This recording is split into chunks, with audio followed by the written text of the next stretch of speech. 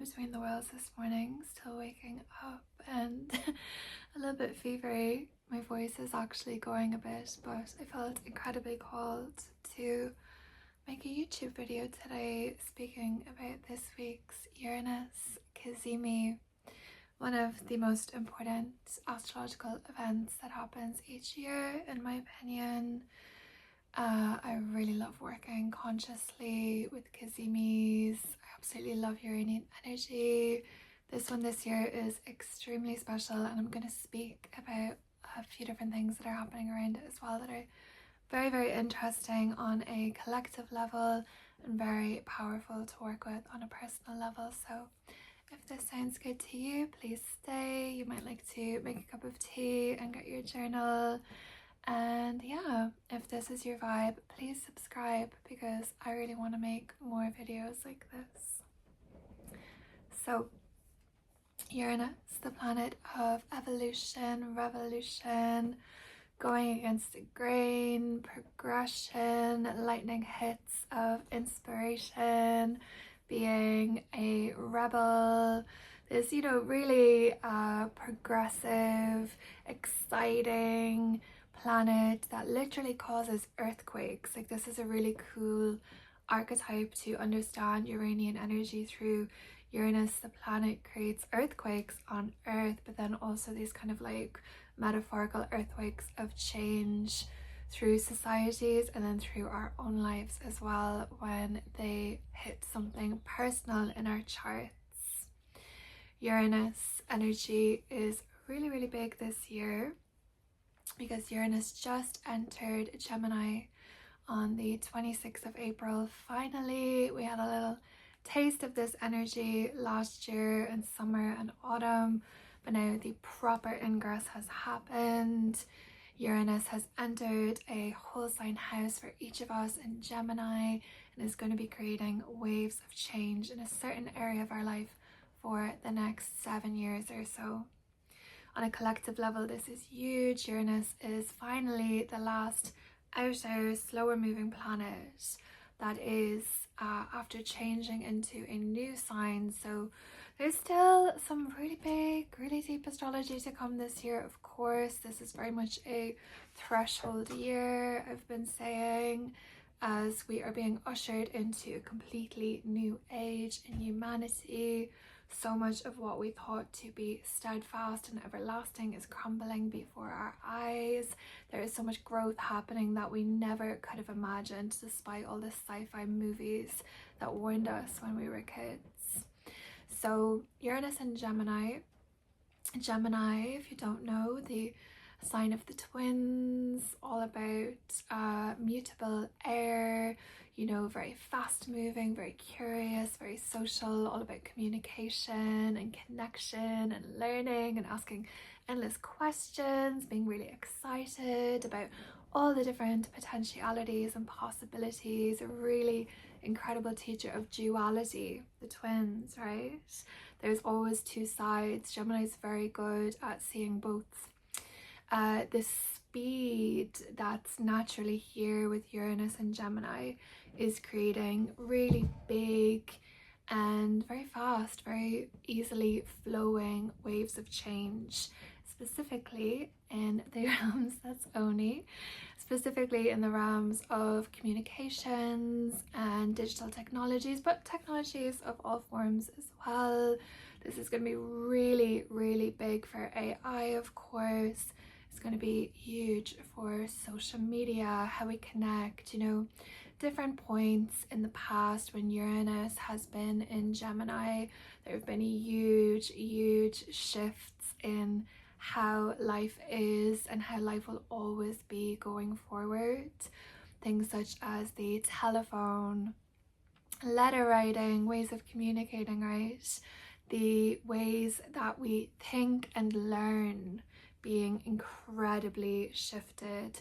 The scientific revolution actually happened during a Uranus and Gemini transit. So there is going to be so much free flowing, progressions in these sectors going forward. You know, we've already really begun to see that, especially with the tastes that we got of this last summer. You know, we know on a collective level, it's really the time for self-driving cars. It's really the time for flying cars, drone deliveries. It is going to be really the time for automatic translation. You know, we've seen this happen. It seems to get really, really good, really, really fast. You can probably even press a button underneath this video right now and have me speak in a different language, but it still sounds like my voice. Like, this is just the beginning. Pluto in Aquarius, this, you know, more broad generational transit that we got brought into in March 2023, that has been really coming in just since earlier this year. This is as well to do with massive zeitgeist shift, you know, massive shift in the collective consciousness, in what is available to us, what we can do, in how society is run, and the power structures that exist there that need to be shifted. So these two transits together, Uranus and Gemini and Pluto and Aquarius, there's just so much powerful crossover there. It's really important to think about them both at the same time, I feel. So this all together, you know, this really jarring feeling shift from, you know, what we like to think was this very cozy analog world, which, you know, really wasn't. There's always been so many issues in the world, so much disparity and corruption, so much war.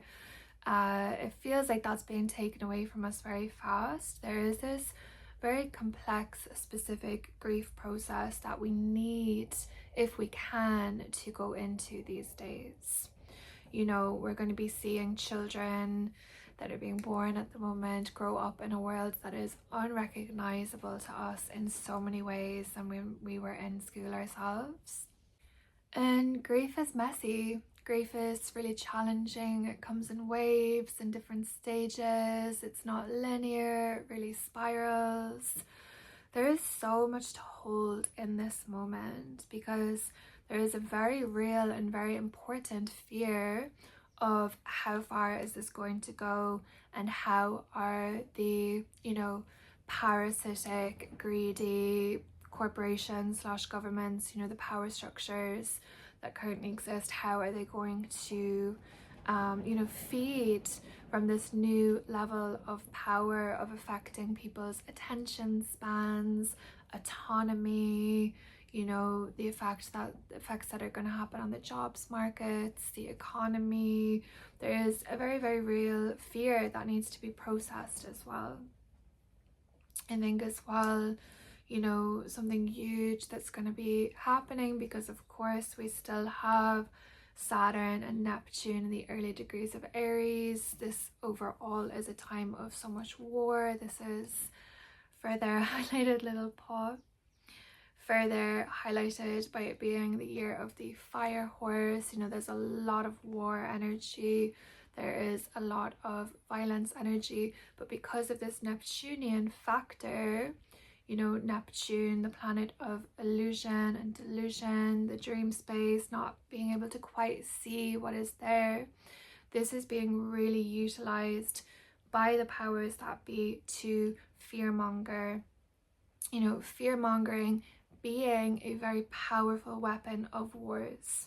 So with this Uranus and Gemini energy really coming in just in the last couple of weeks, I think it is so important, more than ever before, to be extremely careful of media consumption and letting ourselves kind of be swept away in the mercurial spiraling of, you know, going to the news, trying to decipher what is real and what is not, and then going to the forums and going to the, you know, people that we know, and trying to figure out what is actually going on. Like, the confusion is a weapon. This is really, really important to maintain, you know, to keep in discernment, to keep in embodiment, And with all of this Uranus in Gemini energy, all of this fire and air energy in general that we've really moved into this year, it's like, how can we move these energies through us? You know, I think there's this kind of misconception. I'm a meditation teacher, and there's a misconception of like, oh, just sit down and breathe and meditate. And sometimes that is the absolute worst thing that we can do for ourselves because there is just too much moving through. We've consumed too much. There's too much, you know, disturbance in the air energetically. And actually, the best thing that we can do is move our bodies, to actually shake for a few minutes, dance for a few minutes, intuitively move in whatever way your body feels to, you know, really letting your body take the lead. And then maybe, you know, do some meditation after that. But I think this is a really, really key piece that I'm tuning in with Uranus and Gemini. Can you move the information through your body? Can we lean into movement as a regulation practice rather than stillness, which can be very, very difficult for a lot of us, especially the neurodivergent, neurospicy amongst us, to access at times. Mars today came into Taurus, which is in many ways a welcome energy after a pretty heightened and fiery couple of months with Mars in Aries. As part of the Mars in Aries stellium, Mars passed over all of the planets amongst that stellium. That was just, yeah, wild in April. Huge activation of the Saturn and Neptune in Aries storyline. A lot of war and violence in the world, sadly, but also, you know, I could really see a lot of the positive fire of passion, of activism, burning through. I think a lot of people started really stepping into their own specific ways of leadership and, yeah, embodied resistance during that time. Those April fire showers, as we were saying in my Celestial Spirals podcast with Inez Tielas. So Mars and Taurus, from today there is a slowness. It might feel a little bit stagnant. It might feel like, oh, I like finally started getting momentum and now it's like slowed down. I personally have my Mars and Taurus, so I'm feeling a good bit of relief at this happening and Mars finally being out of my 12th house. But, you know, Mars and Taurus, Mars doesn't like to be in Taurus. Basically, there's a dissonance there. You know, Mars wants to move and take action and be the warrior, and Taurus kind of wants to have a nap and stay slow and not change and not take action. So you might need to slow down.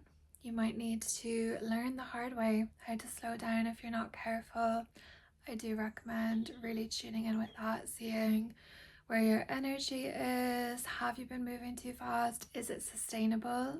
The pace that you've chosen, you know, this is another big kind of more challenging theme of the year of the fire horse from the Chinese Bajie. It's like, I'm gonna really learn about burnout if I have to.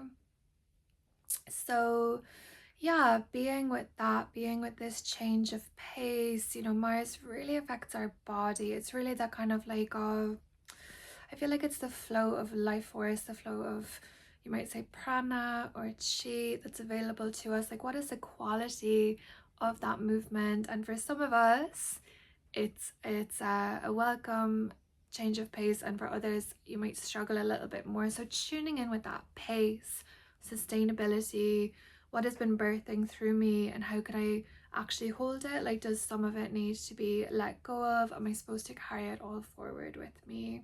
As part of this, I think as well, it's always really good when it comes to Mars, especially if Mars is really affecting us on a personal level. If you would like to have a birth chart or transit reading, I would love to do that for you, by the way. I'll pop all my links below. My books are open at the moment. If this is resonating with you, something that you could sit with as some astrological shadow work. I'm a really, really big fan of, you know, utilizing astrology to transmute our lives, you know, to really fucking transform. Then you might like to see, okay, Mars and Taurus, where am I holding grudges? Where am I hanging on to something and it's harming my body, or it is creating dissonant energy flow in my life? You know, it's not serving me. This kind of like grasping energy. Looking at that can be really powerful. If you do get angry, again, like Uranus and Gemini, can you move it through the body rather than it being this kind of like slow, smoldering, you know, hot fire of anger that's, you know, ultimately only going to affect us in the long run. That is, you know, from a Mars and Taurus in the first house, a little powerful reflection that I can offer to you from embodied experience of making mistakes like that. Next week, we are going to have Mars in Taurus square Pluto in Aquarius. This is always a challenging moment. There is no way that I can sugarcoat this in any way, shape, or form. It is going to be a tougher moment for the collective, you know, with the ongoing storylines of the wars that are happening, the power struggles that are happening.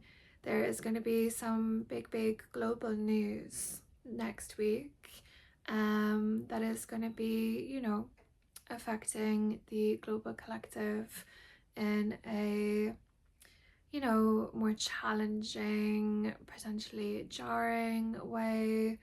It's going to be interesting to see how it plays out in terms of world leadership, especially as later this week we have got Sun entering Gemini, Mercury just entered Gemini, and there are some really big world leaders with strong Gemini energy, strong Uranus and Gemini energy actually. So that's going to be really interesting to see how that plays out. But yeah, what I kind of wanted to bring in here as another gentle focus is, you know, this fear-mongering piece, this way that, you know, maybe it's a virus, maybe it's some sort of bomb, whatever it is, UFOs, of course, the Pluto and Aquarius theme that all the astrologers are just waiting with bated breath to come in.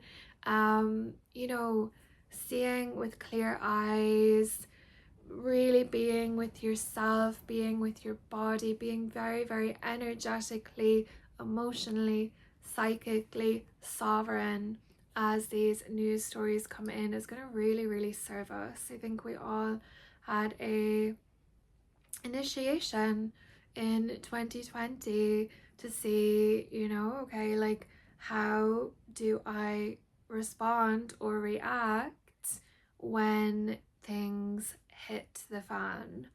And, you know, what did I learn from that? What did I learn from, you know, maybe like, who are my trusted people? Where are my safe spaces? What are the habits, regulation practices that serve me and versus don't? Holding that and seeing, okay, yeah, like, we can do this. We've been through moments like this before. We've been through a lot of moments like this before in the last couple of years, as everything is towering down, like the major arcana tarot card. That is where we are, you know. 2027 next year has been prophesized about by many ancient societies, as well as, you know, there's more modern oracular wisdom coming in from Richard Rudd, the founder of the Gene Keys system, that next year is a year of beauty, a year of breakthrough.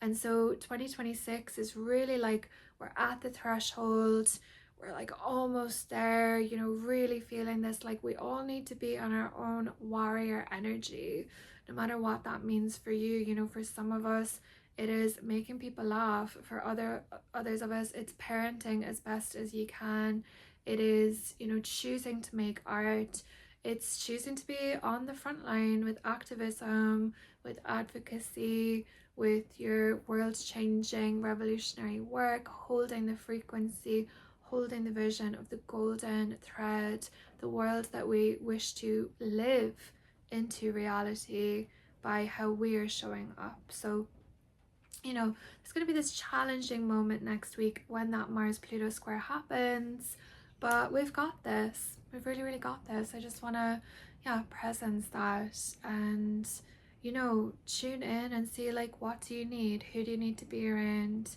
How can you ground down and stay in your heart as the media, Uranus and Gemini, Neptune and Saturn and Aries is going to be really, really orchestrating chaos, because when people lose their heads into chaos, they're very, very easy to control. So this Friday at 3:24 p.m. Irish time, so you can calculate that, whatever that is for your local area. If you're watching from a different country, I'd love for you to comment below and tell me where you're tuning in from. We have got Uranus Cazimi, what this video is all about, the spark of inspiration that led me to film today. So the celestial bodies, all of them except for the moon, when moon meets sun, we have a new moon. All of the other celestial bodies, when they meet the sun, they go what we call Cazimi. Cazimi is an ancient Hellenistic astrology term, and it means in the heart of the sun. So for Uranus, for all the outer moving planets, because they move so slow, they only meet sun once a year. So it's an annual event, Cazimi. It means that the sun is shining its beams of light through the planet, enhancing its effects. And so every Cazimi is different. It's not always positive at all, but I'm excited for this one. I'm excited for this one because I think as well, again, shooting in with this Neptunian fog, this orchestrated confusion and illusion, and you know, turning people against each other because everybody isn't quite sure of what's going on and they're like blaming each other. You know, this kind of like smoke and mirrors energy that is so innately Neptunian. I think that this Uranus Cazimi, this Friday afternoon, is going to be a really welcome lightning hit of insight. And this is, you know, really special. It's the first one that is happening in Gemini in about 84 years, and I think it's going to be really powerful if it's worked with consciously.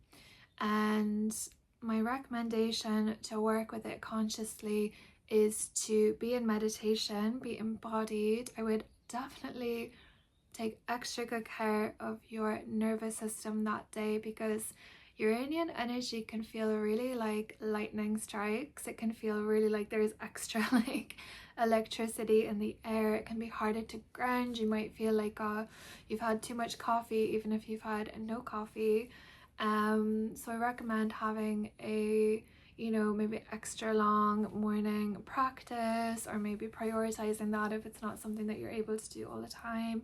Really move the energies through your body, and so by the time the afternoon comes, you've taken care of yourself. Maybe for you actually it means waking up in the middle of the night or doing this really early, but yeah, like sitting consciously, connecting with the spirit of Uranus and the spirit of the sun, the source of all life. We wouldn't be here if it wasn't for the sun. And asking to be shown what you need to see.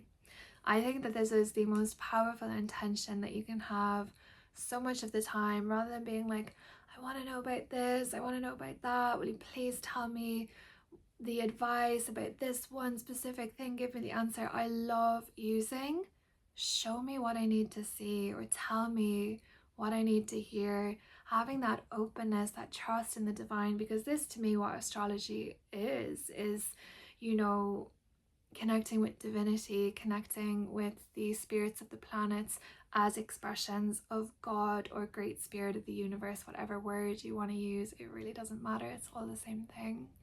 So sitting, welcoming in the clarity, the insight that the Creator wants you to see, and then taking action on it. Going slow, Mars and Taurus, slow, steady, sustainable, but can you just creep forward a little bit? Can you welcome in this Uranian clarity and use it? And I really think that this one, with everything happening on either side of it, we're going to need it. We're going to need your clarity.